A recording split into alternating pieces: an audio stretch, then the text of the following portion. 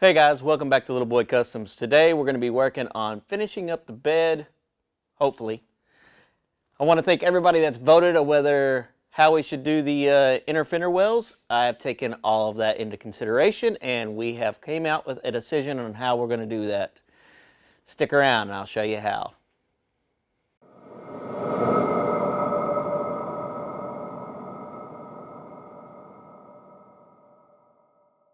First thing I want to do is we're going to take a grinder and we're going to grind that little area there out to get rid of what is left of those there. We also need to take the two front ones out, that one there and that one up there. And then we need to grind this little area out right here. The reason why we're doing all that is because the floor is so much higher now. We need to weld in some metal down through here in order for the floor to tie into the bed. So we're going to grind those areas out real quick and then we'll get some sheet metal or something, probably some square tubing, and start working on getting that fitment in there.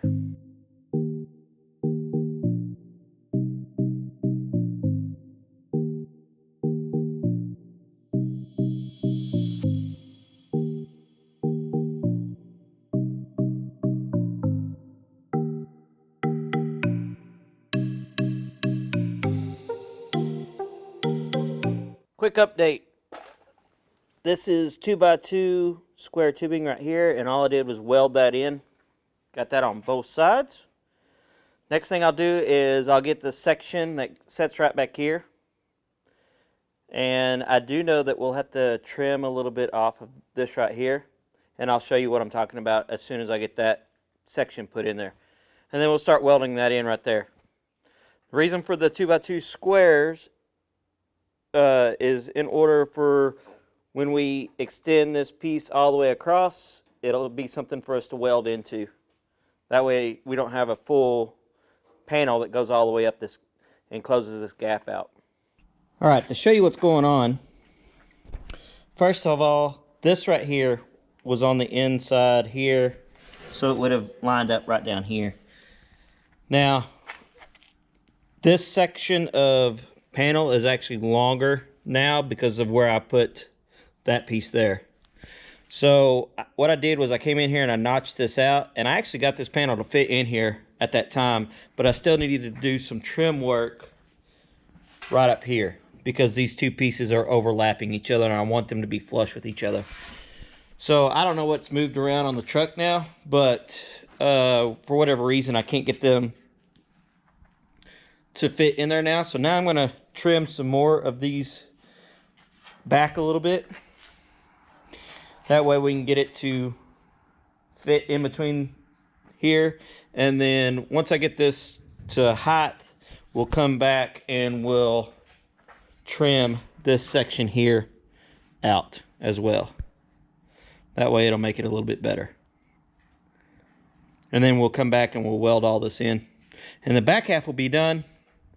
We'll still have to do the front half here, which I have to use two separate pieces in order the section that we cut out, plus a little bit more to make this work because I left that bottom section right down there to help hold do the framework and everything off of. So we'll have to replace that with the piece that we cut out, the 17 inches that we cut out of the center. Not a big deal. We'll get there.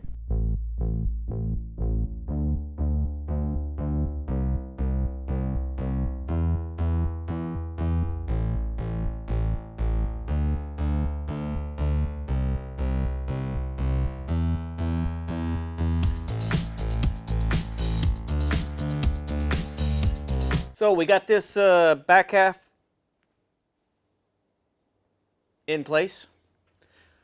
All I did was use this board up here at the very back end of it to kind of prop it up on this end of it, and then we use these little brackets for welding to hold this part of it up.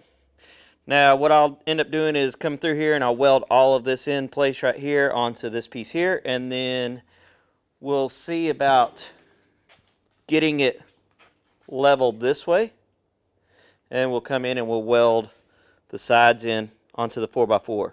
As you see right now, it's not quite right because it's got a bow in it, but that's because the metal is kind of flimsy right there.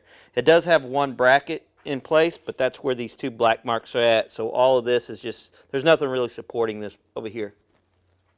Now I'm pretty sure that I'm still going to have to make a bracket onto the back side of the truck that runs right through here all the way to there to support the very tail end of this. So yeah, we're moving along pretty good.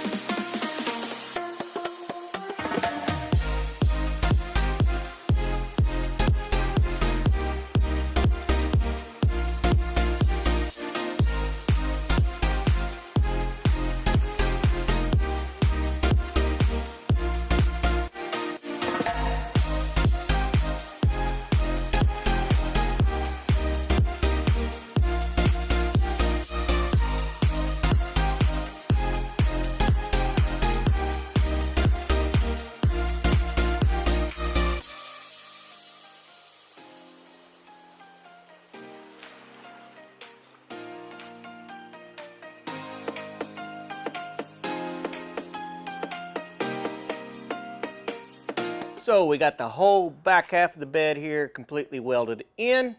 It's welded down both sides through here and all the way connected back to the centerpiece and welded down through here. Still need to make me a bracket that I'm going to put on the very back here, but I'm going to hold off on that because I got some ideas of how I'm going to fill this section here in, and until I get all of that worked out, I don't want to put something there that would hinder what I'm planning on building back here. So the next thing I'm going to work on is filling up this gap right here. All right, guys, day 3 on working on this bed. We're almost done though. Good for you, it's all in one video. Let me show you what I'm running into as a problem and how I'm going to fix that in order to get this very front piece here taken care of. So this is the section that I cut out. This was the 17 inches, and this is the part that normally you would just throw away and not worry about because the other floor would all work in. But I used part of the other floor down here because that was a mounting bracket, and so I just left it in place. In doing that, I'm going to use this section, and the reason why I decided to use this section is mainly because of this bracket here. It doesn't have any tie-in points to it, but it will give me the support that I need in this long stretch right here to go all the way up to the top, or to the front of the cab, front of the bed. I'll get it right in a minute. Now, the problem that I'm running into is I cut this part of the floor differently. If you see, there's that lip right there. Back here in the back side, whenever I cut this floor out, I left all that lip and everything attached to the bed and not to the floor. So what I'm going to do is I'm going to come in here, and on this side of the lip, I'm going to just cut that lip off. That will give me the little extra clearance room that I need in order for it to fit in between the rails here, and then I'll weld those onto the 2x2 square tubing that I welded in, like I did back here.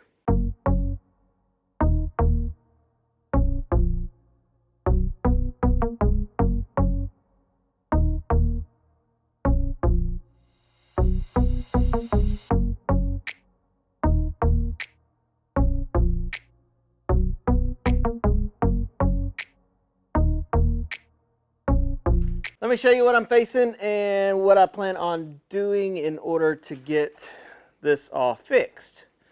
So just like the back side, where I needed to cut in order to make it work right, this piece here is overlapping this here.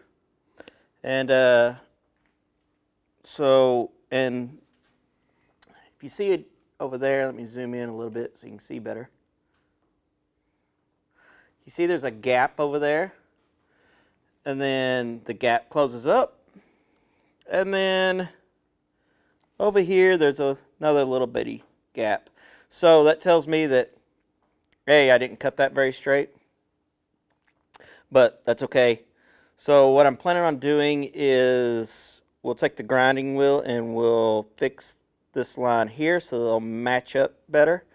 And then we still have a little bitty gap up here, but I have another piece of corrugated metal and everything that came out of the bed, so we'll just cut this down and make this fit into that little hole there.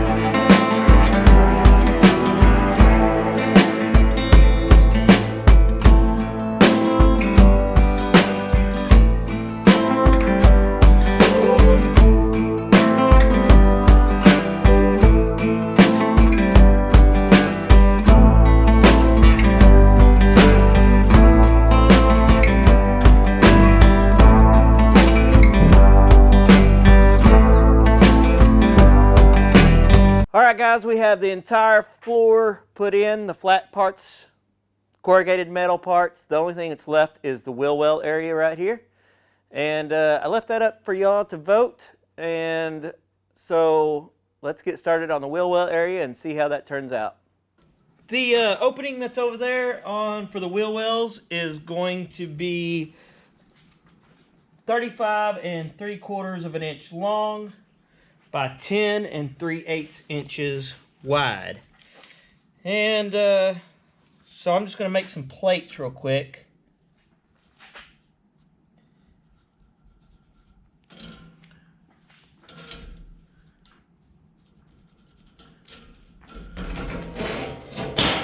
That'll help me out.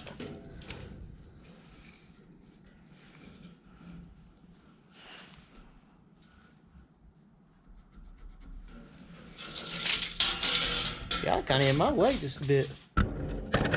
Let me move y'all out of the way there. There you go.